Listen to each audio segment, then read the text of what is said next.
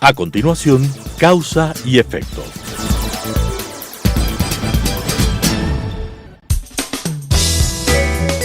Clasificación B, bajo supervisión de un adulto.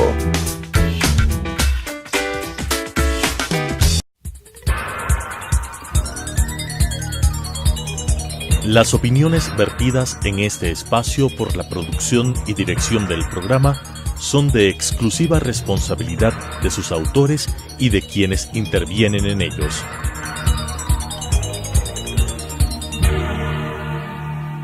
Telesucesos Canal 29 UHF presenta Causa y Efecto. Los efectos en política y economía analizados desde su causa, con la conducción de Diego Ordóñez. Causa y Efecto. Bienvenidos nuevamente a Causa y Efecto, los efectos de la política y en la economía analizados de sus causas. En estos días se publicó la encuesta periódica que publica el Instituto Ecuatoriano de Estadísticas y Censos sobre los porcentajes, es una encuesta en realidad de empleo, subempleo, desempleo, que ahora le califican o le llaman de empleo inadecuado, es decir, el empleo, digamos, mal pagado en condiciones no estables. En mi opinión, estos indicadores muestran la eficacia y la eficiencia de un modelo de desarrollo en una política económica. Tienen que ver con cuántos ecuatorianos han logrado salir de condiciones de no tener trabajo a tener trabajo estable, continuo, permanente. No trabajo temporal, de mala calidad, sino aquel que sea estable y de buena calidad. Vamos a analizar esas cifras y lo que significan no solamente las cifras, sino por qué se originan esos resultados, con el economista José Hidalgo, que es director ejecutivo de Cordes, la Corporación de Estudios para el Desarrollo, articulista, analista, y publicaron en una de las publicaciones de Cordes Opina, en donde hacía un específico análisis sobre lo que traía la encuesta de empleo del INEC. José, gracias por estar aquí. ¿Qué trae de nuevo la encuesta del INEC cerrada del segundo trimestre, ¿no? Sí, junio. Hola, Diego, gracias por la invitación.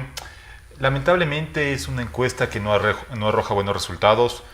Se sigue viendo un deterioro en los indicadores del mercado laboral.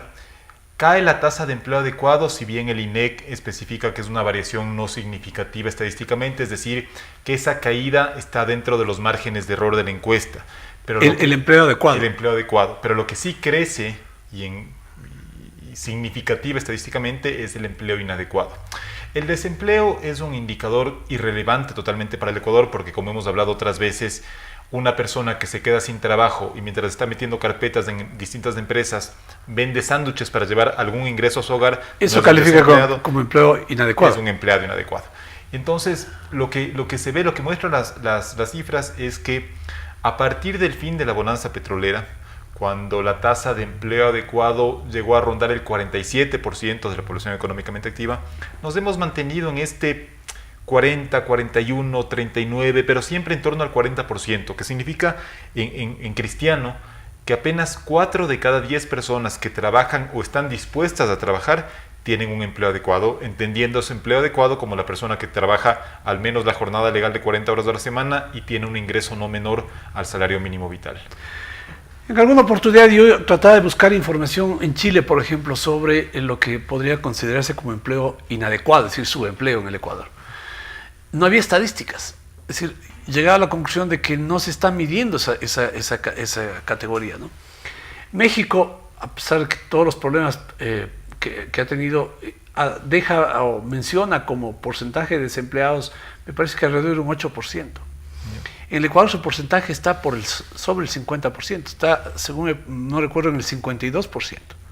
A ver, la suma de desempleo más empleo inadecuado ronda el 60% en realidad, porque tenemos un... Empleo inadecuado más desempleo. Exacto. Es 60%. Es 60%. Claro. En realidad ahorita sería 61% porque el empleo adecuado está en 39%. El subempleo es un fenómeno que sí se ve en algunos países de la región. Por ejemplo, Colombia sí mide subempleo. Pero claro, hemos llegado a al extremo de que, por ejemplo, el gobierno anterior solía comparar la tasa de desempleo del Ecuador con la de España. Entonces, sí, obviamente en España en sus malos momentos llegó a tener un desempleo del 25%, pero el 75% restante estaban empleados. Es decir, no había esa característica de empleo inadecuado. Exacto. Entonces, aquí, si es que queremos ser un poco más precisos en la comparación, por ejemplo, con los países desarrollados... Deberíamos sumar todo. Exacto, habría que sumar todos los que no tienen un empleo adecuado frente a los desempleados de los otros Porque países. estamos comparando peras con peras. En realidad estamos comparando no lo que sucedía en España, por ejemplo, o digamos que en México, ¿no? Que tiene una tasa de subempleo del 8%, pero quiere decir que el resto de la población está empleada. Claro. Lo que en España también tú acabas de mencionar, tiene una tasa de desempleo del 20% en sus peores momentos, pero el 80% están empleados. Exacto. Tienen algún tipo de empleo estable, bien pagado, con cobertura. Y eso, además, en el caso del Ecuador se complementa con otra cifra que también publica el INEC periódicamente, que es la informalidad. Según la última encuesta, a junio de este año, el 47,5% de los trabajadores estaba en el sector informal, y en este caso el sector informal son las empresas o emprendimientos personales que no tienen RUC. Entonces estamos hablando de que casi el 50% de las personas que están trabajando, sin importar la condición, están en informalidad. Entonces, comparar los indicadores laborales del Ecuador basándonos en la cifra de desempleo en realidad es una manipulación bastante grosera, ¿no? ¿Sí? Cuando lo cierto es, la tasa que para mí es relevante es ese 39% de empleo adecuado que tenemos en la actualidad, que muestra a todas luces el fracaso del modelo económico de los últimos 11 años para generar empleo estable, porque finalmente, como te dije hace un momento, esa tasa llegó a rondar el 47% o estar cerca del 50% únicamente en los mejores años de bonanza petrolera. Cuando ese boom extraordinario para el Ecuador se acabó, quedó claro que el crecimiento económico estaba basado en el gasto público y que el sector privado no estaba generando empleo. Y últimamente incluso se escucha como argumento que los problemas del mercado laboral son consecuencia de la inmigración venezolana. Me parece que eso es no leer adecuadamente las cifras. Este 40% de empleo adecuado lo estamos viviendo mucho antes, o antes en todo caso, de la gran oleada de venezolanos al país, y además con una población económicamente activa de casi 8 millones de personas. Los 100.000, 200.000 venezolanos a lo mucho que estén establecidos en el Ecuador representan un porcentaje marginal. Que además no van a entrar en el mercado, digamos, de empleo adecuado.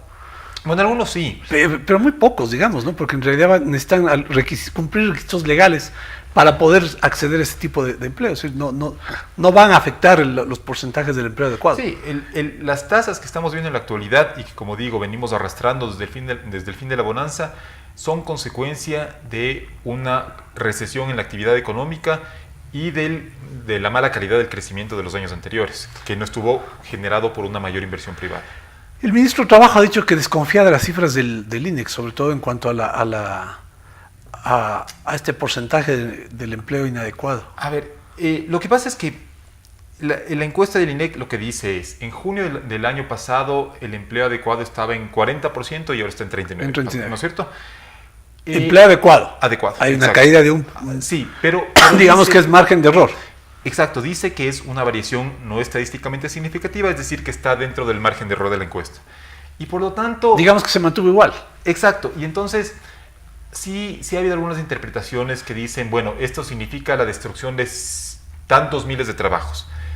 Que puede ser, pero insisto, estamos dentro del margen de error. Y lo que ha dicho el ministro es, bueno, eso no coincide, esta destrucción de empleos que dice el INEC, que el INEC no lo está diciendo, el INEC está diciendo, estamos dentro del margen de error, no coincide con la cantidad de contratos que se han legalizado en el Ministerio de Trabajo, ni con la afiliación a la Seguridad Social.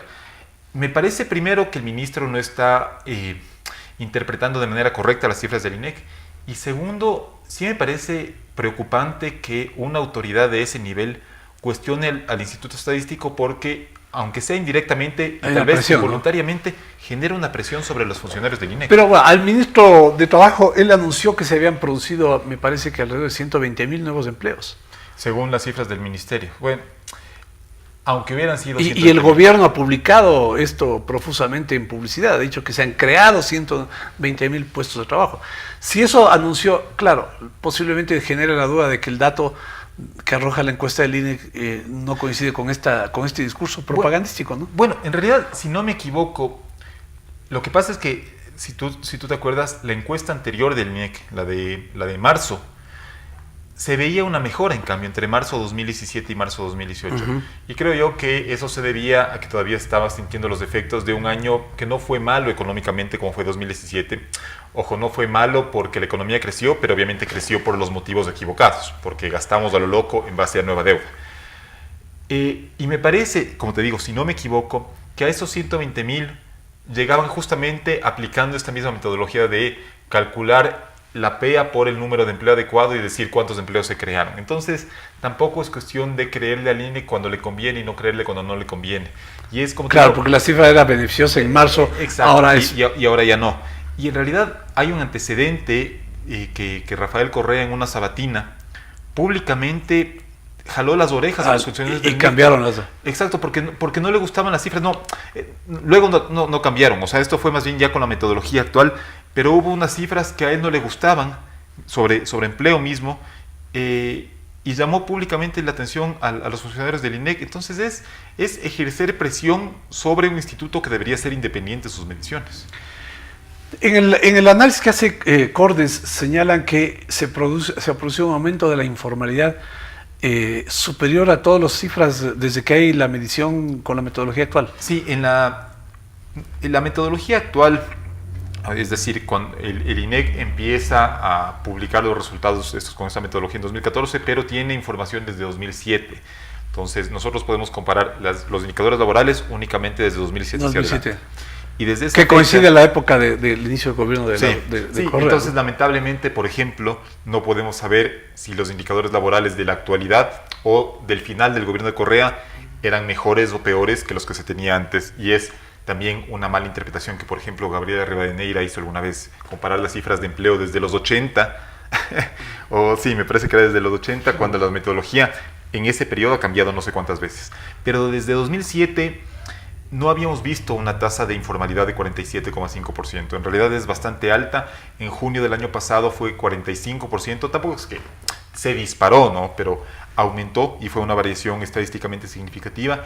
Y eso demuestra claramente que las personas están enfrentando serias dificultades para entrar a una empresa formal y que se están dando modos de generar alguna chaucha para poder llevar un ingreso a su hogar. Y eso tiene un efecto adicional, que esas personas que trabajan en informalidad, ya sea que recién se están vinculando al mercado laboral o que salieron del sector formal para vincularse al informal, dejan de ser sujetos de crédito para una gran cantidad de instituciones financieras que exigen, por ejemplo, como requisitos, rol de pagos, afiliación y demás. Entonces, eso tiene una consecuencia adicional incluso para la actividad económica, porque esas personas dejan de ser sujetos de crédito, por lo tanto resulta difícil que compren una casa, un auto o un electrodoméstico, es decir, aspectos para los cuales ya se necesita por lo general un crédito, ¿no? Es decir, hay un efecto inmediato en el mercado laboral de las políticas económicas del gobierno. El gobierno hasta ahora, digamos, ¿no?, ha seguido gastando, ¿no? Ha seguido gastando, pero eso no ha significado que las condiciones laborales, el empleo aumente, mejoren las condiciones para que los ecuatorianos puedan tener acceso o posibilidad de como decía al inicio, de un empleo estable y bien remunerado. En el concepto de empleo no adecuado, ¿no? Empleo no adecuado, que es un porcentaje inmenso de la población ecuatoriana. ¿Cuál es, digamos, para que los quienes nos escuchan entiendan exactamente a qué se refiere? ¿Por qué no desagregar un poco más la definición de lo que significa eso? Claro, el empleo no adecuado o inadecuado está compuesto por el subempleo, el otro empleo no adecuado y el empleo no remunerado, y ahora explico qué es cada uno. El subempleo se refiere a las personas que trabajan menos de la jornada legal, que ganan menos del salario mínimo y están dispuestas a trabajar más. El otro empleo no adecuado son las personas que trabajan menos que la jornada legal, que ganan menos que el salario mínimo, pero por alguna causa no tienen disponibilidad para trabajar más. Y el empleo no remunerado no es del ama de casa, porque un ama de casa está fuera del mercado laboral, sino, por ejemplo, un estudiante que, volviendo de la escuela, en las tardes colabora en la tienda de los papás. No recibe remuneración. O un aprendiz que no recibe remuneración. Entonces, la suma de estos tres componentes, que antes se conocía como subempleo a todo eso, ahora es del empleo inadecuado o empleo no adecuado. Pero hay un tema Diego, que en realidad el gasto público sí se ha contraído, pero lamentablemente se ha contraído solo el gasto de capital. Bueno, eso es un tema que quería conversar porque del tema del desempleo, los indicadores de mercado laboral, hay que analizar las causas. Y ahí voy a una columna tuya donde señalas la necesidad de tomar control de las cuentas fiscales, de hacer los ajustes que el gobierno tiene que hacer y que hasta ahora no los hace. Y bueno, se percibe que los podrían hacer, pero parece que con cierto nivel de lentitud. En esta columna tú dices, cae el gasto de capital. Sin embargo, eso sube 2% el gasto corriente. Es decir, el gobierno deja de invertir de gasto de capital, ¿no es cierto?, en obra pública, en infraestructura. ¿Deja de gastar o no tuvo para gastar? Me parece que en buena parte es porque no tuvo para gastar. Lo que quiere decir que no era una decisión de reducir. Me parece que depende del momento, porque el ajuste en el gasto de capital empieza incluso en la gestión de Carlos de la Torre. Obviamente ahí sí, y de Mariel Saviteri, obviamente ahí sí con el tema de la decisión de Contraloría, del informe de Contraloría que les impedía contratar nueva deuda y por lo tanto toda la obra pública se paró. En la actualidad ya hay, creo yo, una voluntad del nuevo equipo económico por dejar de gastar. Las cifras lo que muestran es que el gasto total en el primer semestre de 2018 se contrajo 9% frente al primer semestre de 2017. Pero esa contracción se da por una caída de más de 30% en el gasto de capital y ese crecimiento que tú acabas de mencionar de 2% en el gasto corriente, que a su vez se explica porque crece 4% el gasto en sueldos y salarios y crecen 17% los intereses de la deuda.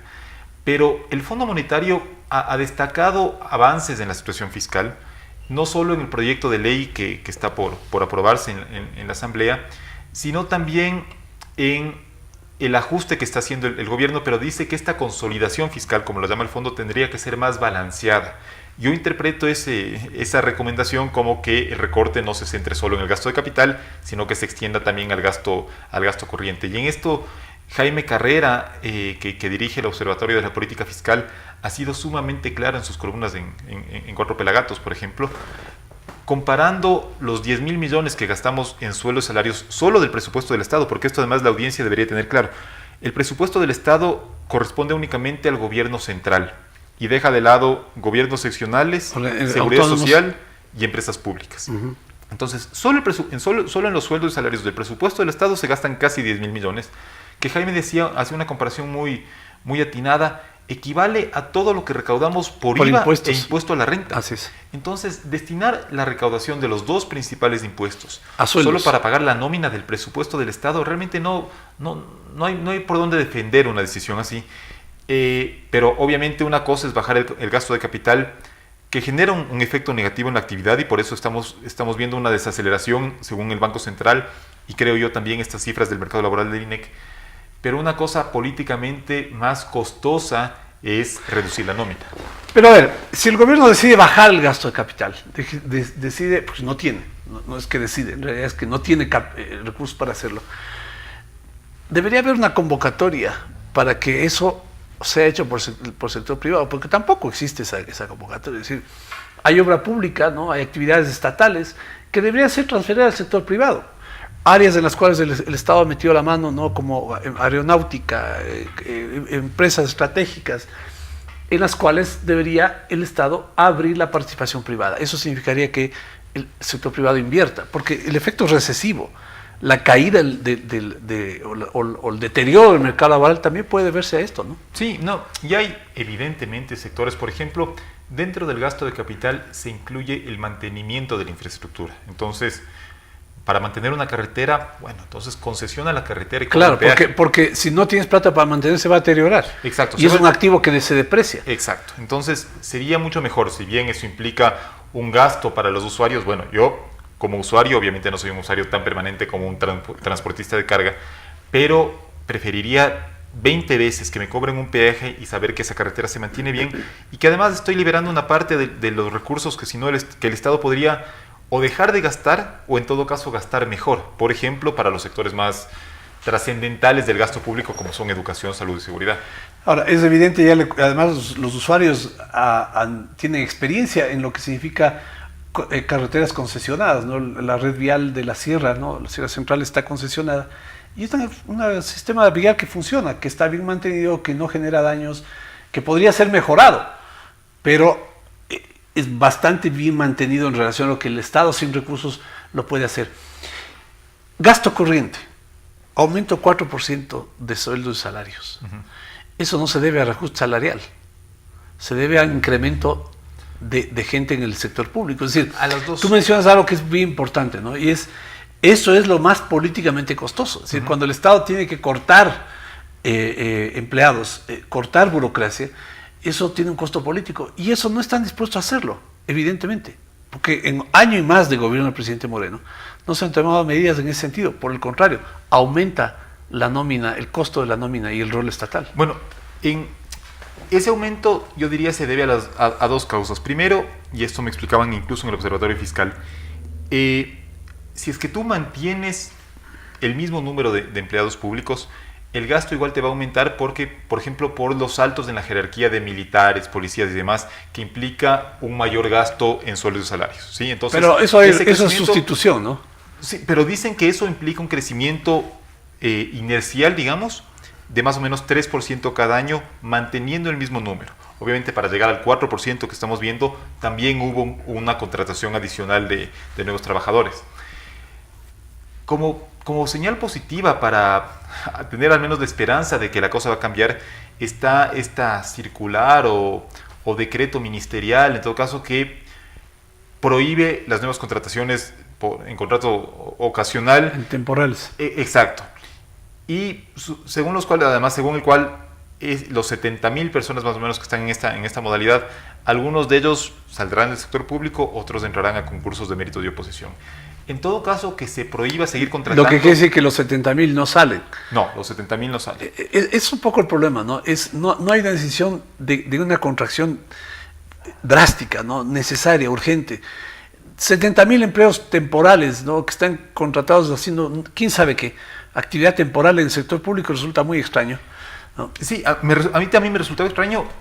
Me han dado a entender que lamentablemente incluso con esas modalidades contractuales están maestros y médicos, por ejemplo. Pero bueno. Entonces, sí, eso obviamente es una mala utilización de esa modalidad contractual. Pero hay evidentemente, se ponía el ejemplo de que en la Seguridad Social hay 37,000 funcionarios. En el Ministerio de Inclusión Económica y Social hay 10,000 funcionarios. Entonces, yo entiendo que en el Ministerio de Educación, en el Ministerio de Salud, en el Ministerio de Defensa, haya muchos funcionarios porque incluye a profesores, médicos y militares respectivamente.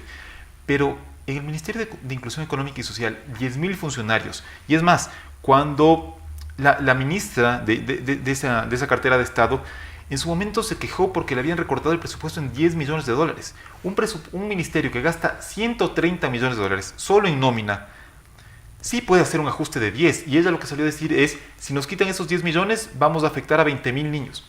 Bueno, señora, optimice un poco el gasto de su institución. En realidad, me parece que en el gabinete en general, yo creo que habría dos equipos, ¿no? Uno que está un poco más comprometido con ordenar las finanzas públicas y otro que tal vez... Todavía cree que vivimos la época del despilfarro. Exacto, y que siente que eso no es tan necesario, o que no está al tanto de las urgencias que atraviesa cada mes el Tesoro Nacional. O eventualmente lo que significaría eso es que hay necesidad de reorientar gasto. Porque sí, posible, la ministra de Inclusión tenía razón, que probablemente cierto tipo de programas, de estos programas asistencialistas que hace el Estado, iba a verse afectado por esta contracción de 10 millones.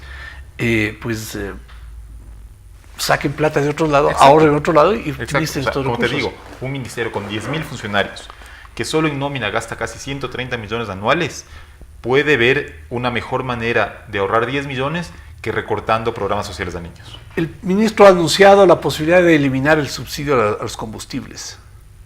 Una medida que ojalá se tome pronto. ¿Cuánto significaría de ingreso eso? A ver, el subsidio total a los combustibles son más o menos $3,000 millones al año. Pero dentro de eso están más o menos gas. 500 del gas, que tengo entendido que no se piensa topar. Que me parecería que no tiene sentido. Sí, Bueno, igual esos 500, no es que los 500 van a los más pobres, ¿no? Así es. También se podría focalizar, pero es algo políticamente más difícil de hacer. Están, si no me equivoco, más o menos 1.500 para el diésel y 1.000 más o menos para las gasolinas. Lo primero que se pensaría topar es a las gasolinas, que me parece que es una decisión que debía haberse tomado hace mucho. No creo que es justo que el Estado nos subsidie a ti o a mí el momento que llenamos el tanque de nuestro vehículo. Claro, comparativa, bueno, habría que analizar la relación con el precio, con la caída del precio del petróleo, ¿no? Porque no, claro, en los peores momentos en el Perú costaba $6 el galón de gasolina. Sí. En los momentos de más alto precio del petróleo, pero ha caído significativamente, digamos, a la mitad, ¿no? Y eso significaría que el precio no debería ser en esos niveles. No debería llegar, creo yo, bajo ningún concepto a $6 por galón, pero digamos que la super suba de 2.30 o 2.50 a 3 o 3.50 es un esfuerzo que las personas que llenamos el tanque de los vehículos con super podemos hacer. Y es una decisión que, como digo, se debió haber tomado desde hace rato. Pero debería en contrapartida eliminar impuestos, ¿no? Eliminar el impuesto verde, por ejemplo. El impuesto, ¿qué no es impuesto verde? Es impuesto a la propiedad del vehículo. Porque no está medido en relación con las emanaciones contaminantes, simplemente por el tamaño del motor, y punto. Sí. Ahorita creo que no considerarían eliminar ningún impuesto porque pero es que eso no es que no hay balance, porque siguen metiéndole la mano al bolsillo a la gente y el Estado no hace ningún esfuerzo. Bueno, en este caso se puede sentir como meterle la mano al bolsillo a la gente, pero finalmente es una transferencia que estamos recibiendo del Estado. Lo que pasa es que, en mi opinión, la eliminación del subsidio, por ejemplo, a los combustibles, debería estar acompañado por un esfuerzo tangible en el Estado en su gasto directo, que es, por ejemplo, la nómina. José, pagas impuesto verde, pagas impuesto de transferencia de vehículos, pagas un impuesto al rodaje, pagas aranceles altos. Es decir, cuando tú dices hay un subsidio, y es real, un subsidio al consumo de combustible, en contrapartida el Estado recibe una cantidad de ingresos por la posibilidad que tiene el ciudadano de tener un vehículo. Es decir, lo que dejas de pagar por gasolina le pagas por impuestos de otra manera. Entonces, de alguna manera hay que racionalizar eso. Sí, no, evidentemente hay, por ejemplo, para el sector automotor, una sobrecarga tributaria evidente, pero en este momento no creo que, si es que toman alguna medida de eliminación de subsidios o de reducción de nómina, la acompañen con una reducción impositiva, porque finalmente lo que quieren hacer es cerrar el déficit. De acuerdo, pero ese es básicamente el problema. El Estado, el gobierno, no quiere hacer el esfuerzo que tiene que hacer para contraer el gasto, para reducir su tamaño y permitir pues que haya esta racionalidad en cuanto al concepto de los ingresos y los gastos y los egresos que tiene que hacer el Estado. Como decía al inicio, uno de los indicadores más ácidos, yo diría, de lo que resulta de una política económica es la tasa de empleo, la capacidad que tiene la economía de ofrecer a los ciudadanos empleo estable. Los índices, los indicadores son malos, no mejoran, digamos que no se han deteriorado, pero tampoco mejoran. El gobierno tiene en sus manos decisiones de política económica que tienen que garantizar o que tienen que ayudar a que esta condición se revierta. Es algo que sobre lo cual haremos un seguimiento, seguiremos conversando y probablemente en otra oportunidad le invitaremos nuevamente a José para conversar sobre este tema: empleo, política económica. Gracias por estar con nosotros, nos vemos la próxima entrega. Las opiniones vertidas en este espacio por la producción y dirección del programa son de exclusiva responsabilidad de sus autores y de quienes intervienen en ellos.